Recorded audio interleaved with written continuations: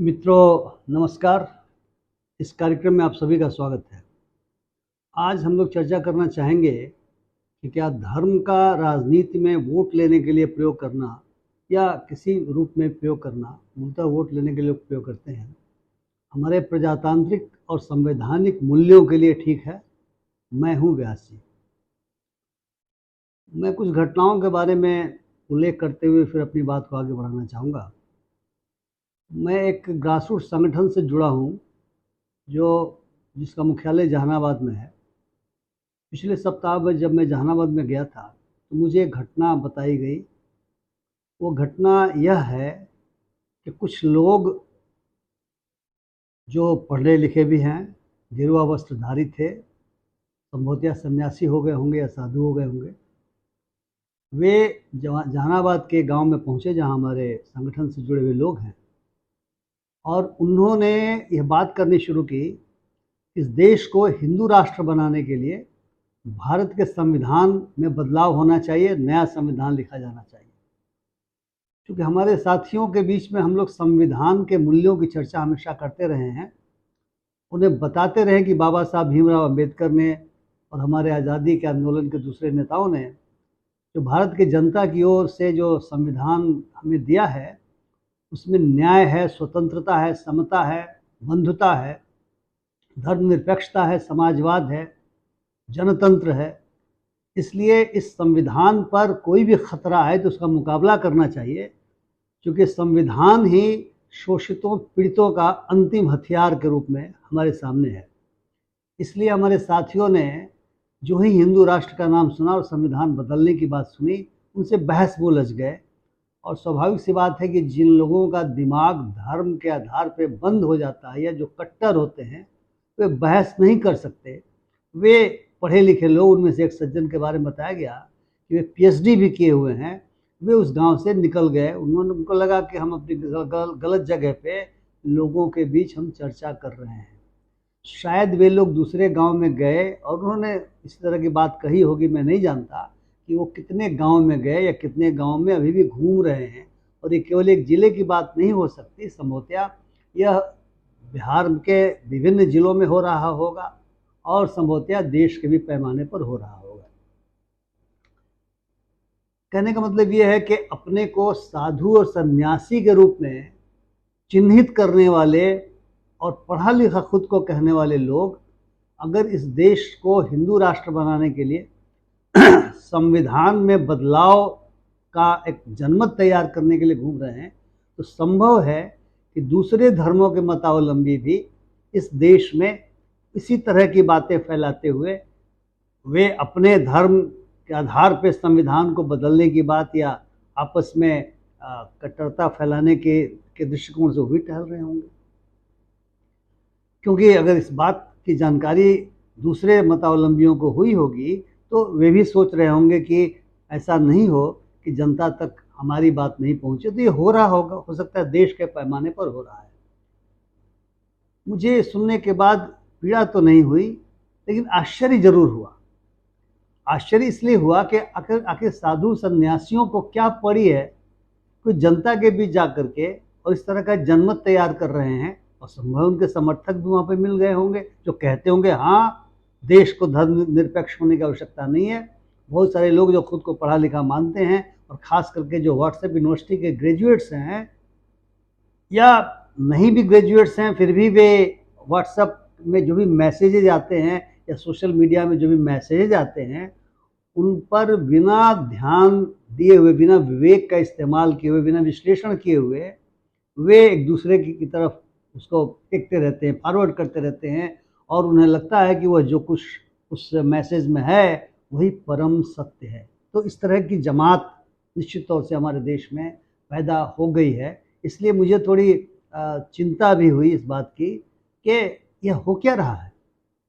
इसके कुछ दिनों पहले या महीनों पहले दक्षिणी भारत के तमिलनाडु के एक राजनीतिक दल से जुड़े हुए मंत्री, नाम आप सभी को पता है इसलिए नाम लेने का कोई फायदा नहीं है, उन्होंने सनातन धर्म के बारे में कुछ ऐसे वक्तव्य दिए जो बिल्कुल संविधान के विरोध में है। हर धर्म के मतावलंबियों को इस देश में अपने धर्म के अनुसार आचरण करने और उसको प्रैक्टिस करने, उसके बारे में लोगों को बताने का अधिकार है। संविधान के अनुच्छेद 25 से लेकर के 26, 27, 28 तक अब जाएंगे तो यह अधिकार है। यहाँ तक कि जो भाषाई और धार्मिक अल्पसंख्यक हैं, उनको भी अपने भाषा और धर्म के प्रचार के लिए संस्थान खोलने का अधिकार उसमें दिया हुआ है। तो उन सज्जन ने कुछ ऐसे शब्दों का प्रयोग किया जिसको ले करके देश में बहुत विचित्र तरीके का माहौल उत्पन्न हो गया था, और ये अखबारों में निकला हुआ था, इसलिए आप सभी शायद इस बात से बिल्कुल अवगत हो रहे होंगे। तमिलनाडु में उनका ये बयान क्यों आया होगा? तमिलनाडु में बहुत लंबे काल से, यानी पेरियार साहब के काल से ही जो जाति उत्पीड़न है, जो जातियों का वर्चस्ववाद है, उसके विरुद्ध संघर्ष हुए, आंदोलन हुए, सामाजिक आंदोलन हुए हैं, समता के आंदोलन हुए, जस्टिस पार्टी उन्होंने बनाई थी। और केरल में भी नारायण गुरु, जो बहुत बड़े स्पिरिचुअल साधु माने जाते हैं, उन्होंने भी सर्वधर्म समभाव का उपदेश दिया था। और बाद में तो इतने वहाँ सामाजिक और राजनीतिक आंदोलन हुए, खास करके जो कम्युनिस्ट लोग हैं उन्होंने इस तरह के आंदोलन किए कि जो समाज में व्याप्त बुराइयां हैं धर्म के आधार पर, उन बुराइयों को जो पनपाने वाले लोग थे वे अब उतनी हिम्मत नहीं करते। हालांकि वो खत्म पूरी तरह से नहीं हुए हैं, लेकिन वहाँ की जो जनता है, जो उसका जो कहा जाएगा जो थॉस है, उसी थॉस में ये नफरत नहीं फैल पाती। तो दक्षिण में अगर समता के लिए, जातीय समानता के लिए आंदोलन हुए हैं, तो उन्होंने ऐसा क्यों कहा? शायद उनकी मंशा थी कि जिन वोटर्स को संबोधित कर रहे थे वे वोटर्स सनातन, या जिसको हिंदू धर्म कहा जाता है, पहली बार उन्होंने सनातन की बात कही। ये भी नहीं कहा कि वो सनातन किसे मानते हैं। उपनिषद अगर आप पढ़ेंगे तो इतनी उदात्तता है, कुछ दूसरे ग्रंथों में आप पाएंगे कि तो ऋषि हैं या फिर राजा हैं, मतलब ब्राह्मण हैं, क्षत्रिय हैं, राजा हैं, ऋषि हैं और देवता हैं, और असुर के रूप में देखा गया कि हमेशा ही संघर्ष होते रहे हैं, ऐसी स्थिति आई है। तो संभवतः उनकी मंशा रही हो कि जो जातीय उत्पीड़न या असमानता है, गैर बराबरी है, उसके विरुद्ध वे बोल रहे होंगे। लेकिन जो बातें कही वो उचित नहीं था, क्योंकि हर धर्म में समय समय पे सुधारक पैदा हुए। आर्य समाज, ब्रह्मो समाज, ये सारा कुछ सुधारकों का है।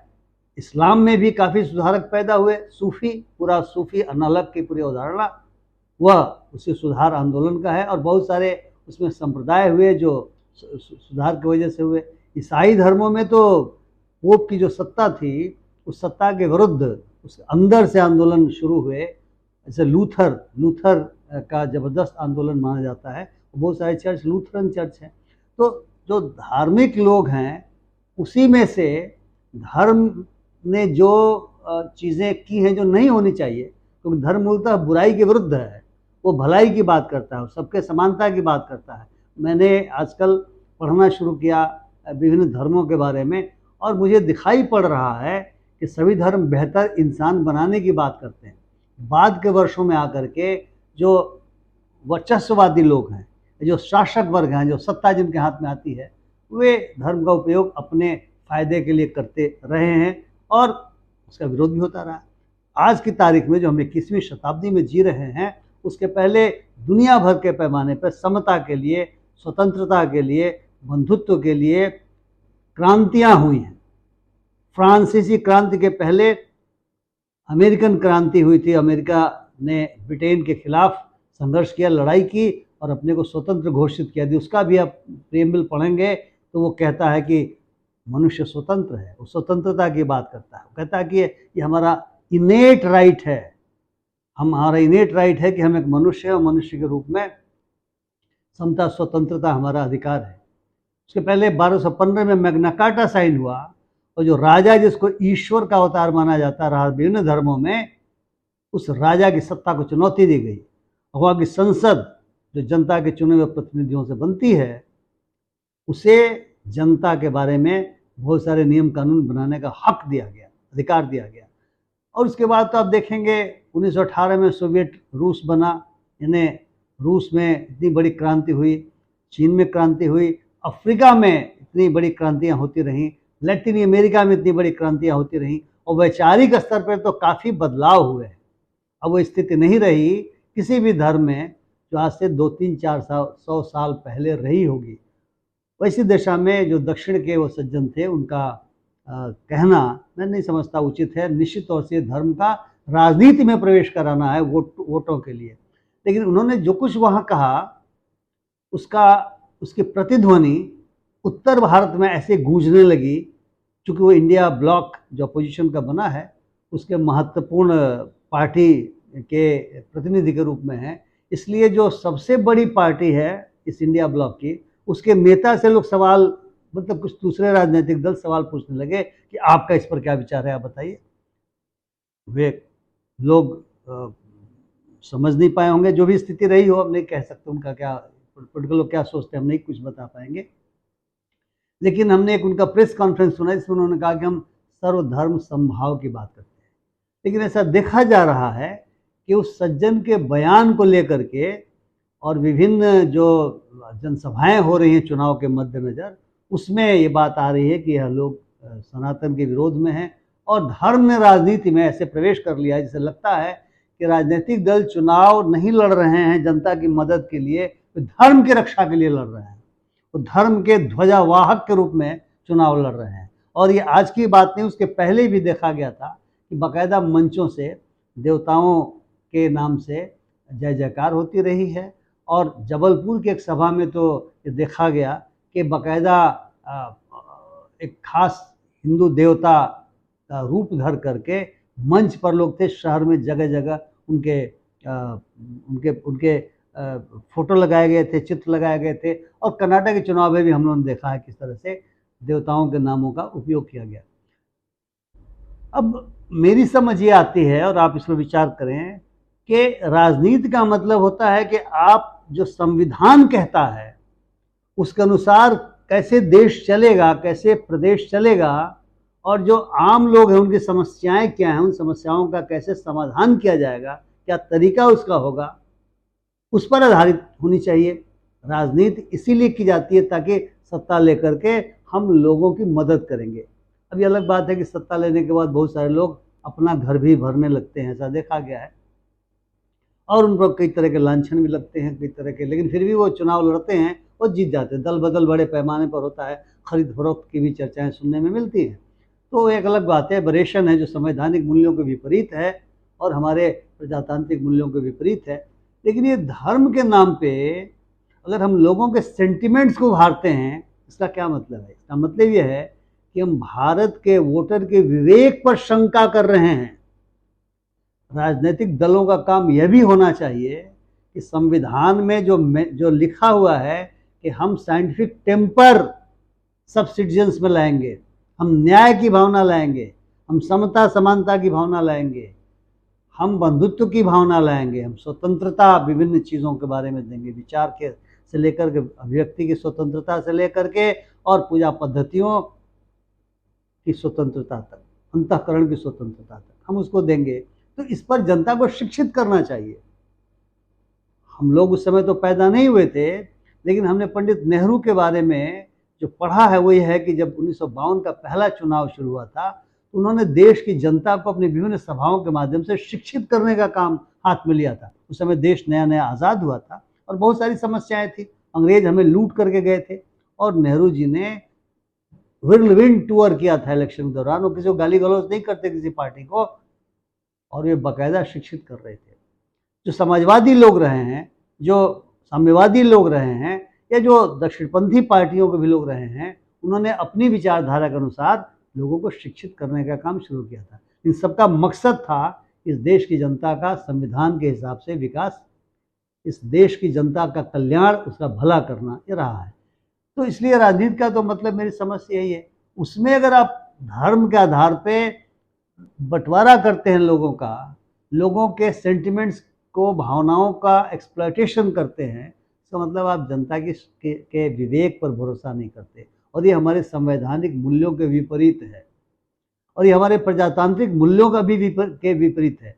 प्रजातंत्र में सबको अपनी बात कहने का अधिकार है, किंतु ऐसी बात नहीं कहना चाहिए जिससे लोगों के विवेक की बजाय उनके अंदर यह धारणा फैलती हो कि धर्म जो है सो सबसे महत्वपूर्ण चीज़ है और बाकी चीज़ें महत्वपूर्ण नहीं है। धर्म अपनी जगह पर है।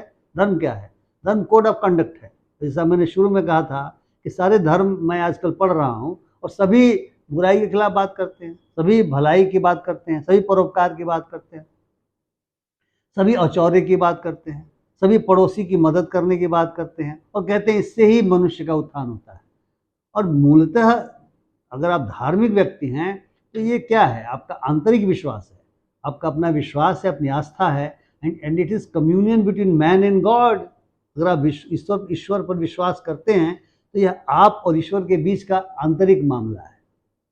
अब इसको आप वोट लेने के लिए अगर सामने लाते हैं तो मैं समझता हूँ ये प्रजातांत्रिक मूल्यों के विपरीत है, ये हमारे संवैधानिक मूल्यों के विपरीत है।